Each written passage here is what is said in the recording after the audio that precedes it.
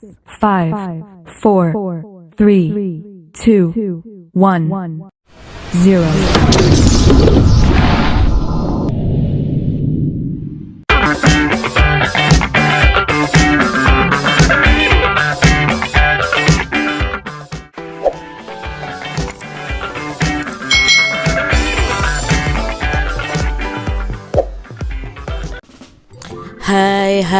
Hai, selamat datang di channel YouTube Kak Citra. Apa kabar adik-adik semuanya? Kak Citra berharap kalian dalam keadaan yang baik, sehat, dan siap untuk belajar ya. Hari ini kita akan belajar bersama-sama untuk mata pelajaran tematik kelas 3. Kita belajar di tema 7, perkembangan teknologi, subtema 1, perkembangan teknologi produksi pangan, pembelajaran yang kedua. Mari adik-adik kita belajar dengan penuh semangat ya. Adik-adik perhatikan gambar berikut ini. Dayu, Siti, dan Lani membaca buku tentang pengolahan ikan bandeng. Mereka tertarik untuk melihat cara pengolahan ikan bandeng. Esok harinya, Dayu, Siti, dan Lani mengunjungi tempat pengolahan ikan bandeng. Mereka berkunjung ke rumah Pak Sarip. Nah, Pak Sarip ini memiliki kolam ikan bandeng. Pak Sarip juga mengolah ikan bandeng agar lebih awet. Pak Sarip membuat ikan bandeng presto. Dayu dan teman-teman ingin melihat proses pengolahannya. Bandeng presto. Bandeng presto adalah ikan bandeng yang dimasak dengan menggunakan panci presto. Nah, panci presto ini menghasilkan uap air bertekanan tinggi.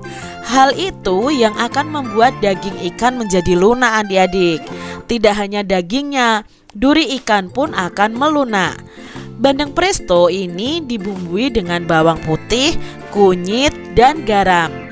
Ikan yang sudah diberi bumbu kemudian dibungkus dengan daun pisang. Setelah itu, ikan dimasukkan ke dalam panci presto yang dapat dikunci dengan rapat. Lalu ikan akan matang secara merata. Setelah matang adik-adik, bandeng presto dapat dikemas. Cara mengemas bandeng presto akan menentukan daya tahan ikannya. Jika dibungkus plastik biasa, ikan akan bertahan selama 5 hari. Namun jika dibungkus dengan menggunakan plastik tahan udara, ikan akan bisa bertahan hingga 3 bulan. Itu tadi adik-adik informasi mengenai bandeng presto. Nah, bandeng presto ini juga merupakan salah satu ciri khas makanan khas dari kota Semarang nih, di mana Kak Citra tinggal ya. Di situ ada terkenal juga dengan bandeng prestonya adik-adik. Jadi bandeng presto itu supaya tahan lama diolah ya, diolah supaya di sini tidak secepat membusuk atau cepat basi adik-adik. Nah, diolahnya bagaimana? Nah, bandeng ini diolah dengan cara di presto. Setelah itu dimasukkan ke dalam plastik pun ada plastik-plastik yang khusus. Misalnya kalau plastik biasa itu hanya bertahan 5 hari. Tapi kalau di vakum atau plastik yang tahan udara itu ikannya bisa bertahan hingga 3 bulan. Adik-adik, kumpulan kalimat yang diberi warna pada bacaan tadi itu disebut dengan paragraf adik-adik. Ada berapa buah paragraf pada teks bandeng presto? Nah, pada teks bandeng presto ini ada 3 paragraf. Ini paragraf 1, lalu yang berwarna merah ini paragraf 2, dan yang berwarna biru ini adalah paragraf 3. Jadi ada 3 paragraf. Biasanya itu kalau paragraf kalimat utamanya agak ke tengah begini adik-adik ya. Tapi kalau dalam bacaan ini diberi tanda dengan warna ya, diberi warna berbeda, itu yang menunjukkan paragraf. Nah, paragraf itu akan memberikan penjelasan karena di situ ada inti dari bacaannya. Lengkapilah informasi yang kalian peroleh dari teks bacaan bandeng presto tadi. Nah, di sini adik-adik ada peta pikiran tentang teks Bandeng Presto itu menceritakan tentang pembuatan bandeng presto. Nah, informasi pertama itu Kak Citra ambil dari bacaan tersebut, itu bandeng presto dimasak menggunakan panci presto. Lalu informasi kedua, panci presto akan membuat daging ikan itu menjadi lunak.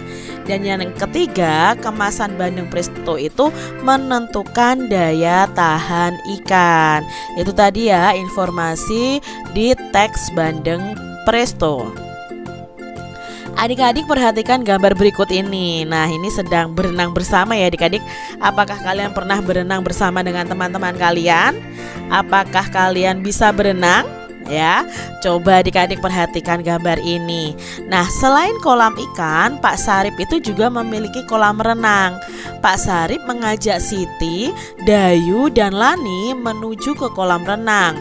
Pak Sarip mempersilahkan mereka bermain di kolam renang. Nah, ketika kita berenang nih adik-adik harus memakai baju renang ya.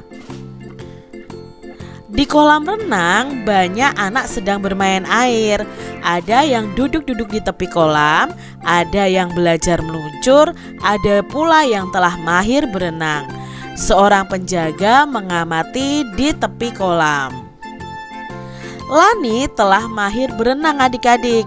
Dayu ingin belajar berenang pada Lani.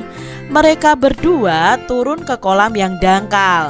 Siti mengamati dari pinggir kolam. Nah, gerak pertama yang harus dikuasai saat berenang adalah mengambang. Nah, mengambang ini merupakan gerak dasar dalam kegiatan berenang. Gerak dasar mengambang adik-adik. Saat berenang, perhatikan keselamatan diri dan orang lain. Gunakan alat bantu seperti pelampung adik-adik untuk menjaga keselamatan diri saat belajar mengambang dalam air. Nah, pelampung adalah alat bantu untuk menjaga tubuh tetap mengambang saat berenang. Amati berbagai alat pelampung berikut ini. Jadi pelampung itu ada contohnya di sini ban lengan. Ini dipakai di lengan kita. Lalu ada rompi renang adik-adik, papan luncur dan ban renang. Nah, ini biasanya digunakan untuk kita supaya mengambang di kolam renang adik-adik. Cobalah untuk kalian itu mengambang di kolam dengan kedalaman sebatas dada kalian. Tidak perlu terlalu dalam sekali adik-adik ya. Lalu tangan kalian memegang papan luncur atau memegang ban seperti ini. Nah, posisi tubuh harus berada di atas permukaan air. Kaki bergerak sambil mengayuh dan lakukan itu berulang-ulang. Coba ya adik-adik ya, kalian bisa praktekkan ketika kalian nanti pergi ke kolam renang. Lani, Dayu, dan Siti memiliki kemampuan yang berbeda dalam berenang. Lani telah mahir berenang, Dayu ingin belajar berenang. Nah, Siti lebih senang bermain di pinggir kolam. Di lingkungan sekitar kita itu biasanya dapat menemukan beragam kemampuan. Beragam itu artinya bermacam-macam adik-adik. Lani, Dayu, dan Siti juga memiliki cara yang berbeda dalam menikmati buah-buahan. Misalnya Siti ini menikmati buah-buahan ketika minum susu rasa stroberi. Dayu menikmati bolu pisang. Lani lebih suka makan buah apel. Semua suka buah-buahan, namun mereka menikmati buah dengan cara yang berbeda. Nah, setiap orang itu memiliki kebiasaan yang berbeda-beda adik-adik. Lalu adik-adik di sini dapatkah kamu menemukan atau menyebutkan perbedaan kebiasaan Dayu, Siti, dan Lani? Nah, di sini perbedaannya adalah Lani, Dayu, dan Siti ini memiliki cara yang berbeda dalam menikmati buah-buahan. Nah, kebiasaan yang berbeda merupakan bagian dari keberagaman. Kebiasaan yang berbeda merupakan bagian dari keberagaman ya adik-adik. Kalian harus tahu itu. Nah, keberagaman itu bukan menjadikan alasan untuk kita saling mengejek, saling menuduh atau tidak rukun. Tetapi dengan adanya keberagaman itu, kita lebih baik untuk saling menghormati, menghargai kebiasaan orang lain yang berbeda dengan kita. Dayu, Siti, dan Lani sedang menikmati makanannya. Kemudian Beni, Udin, dan Edo datang membawa ragam makanan. Amati makanan yang dibawa oleh Udin dan teman-temannya. Nah, ini adalah makanannya adik-adik. Bolu pisang dan susu rasa stroberi merupakan makanan hasil pengolahan teknologi pangan adik-adik. Ya, jadi teknologi pangannya pangannya diubah ya dengan menggunakan teknologi sehingga bahan awal itu diolah menjadi bahan yang siap saji dan tahan lama adik-adik. Nah, di sini tuliskan daftar makanan hasil teknologi pangan berdasarkan gambar di atas. Di sini ada ayam goreng, lalu ada sosis. Sosis itu biasanya dari daging ya adik-adik ya, tapi diolah menjadi sosis ini dan biasanya lebih tahan lama. Lalu ada manisan buah, ada daging kornet, ada roti, dan ada susu instan. Makanan apa yang paling kalian sukai adik-adik? Nah, dari gambar tadi mungkin ada makanan yang kalian sukai atau kalian punya makanan lain yang kalian sukai. Nah, sekarang coba tanyakan makanan kesukaan teman atau guru kalian atau keluarga kalian adik-adik. Wawancarai 3 orang teman atau ditambah juga dengan 2 orang guru untuk mengetahui makanan kesukaan mereka. Kalian bisa menuliskan dalam tabel seperti ini. Siapa nama teman kalian dan apa makanan yang disukai. Adik-adik, apakah mereka akan menyukai jenis makanan yang sama? Tentunya tidak adik-adik ya. Tidak semuanya itu memiliki jenis makanan kesukaan yang sama. Lalu apakah semua menyukai makanan hasil teknologi pangan? Tentunya juga tidak adik-adik. Mungkin tidak semuanya suka dengan susu, tidak semuanya suka dengan sosis ya. Karena apa? Setiap orang itu mempunyai keberagaman dalam hal kesukaan. Diskusikan bersama temanmu, kemudian lingkari jawaban yang paling tepat di bawah ini. Jenis makanan yang disukai orang-orang di lingkungan sekitarku ternyata sama atau berbeda? Ya, berbeda adik-adik. Lalu ini berarti setiap orang memiliki kebiasaan yang berbeda atau sama? Ya, kebiasaan yang berbeda adik-adik. Jadi setiap orang tuh punya jenis makanan yang disukainya pasti berbeda-beda ya. Lalu juga memiliki kebiasaan yang berbeda pula. Setiap orang memiliki makanan kesukaan. Kesukaan setiap orang itu berbeda-beda adik-adik. Jika temanmu memiliki kesukaan yang berbeda darimu, apa yang akan kamu lakukan? Nah, sikap memahami dan menerima perbedaan kesukaan setiap orang itu sesuai dengan pengamalan Pancasila, khususnya di sila ketiga Pancasila yang berbunyi Persatuan Indonesia.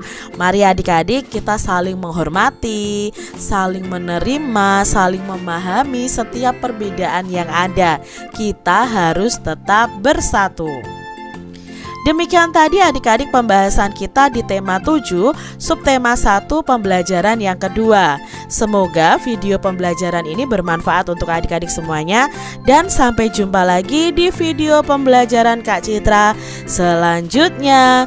Tuhan memberkati. Jangan lupa tekan tombol subscribe, lalu tekan loncengnya, tekan juga tombol like, lalu share ke media sosial kalian. Jangan lupa untuk ikuti media sosial Kak Citra. Terima kasih.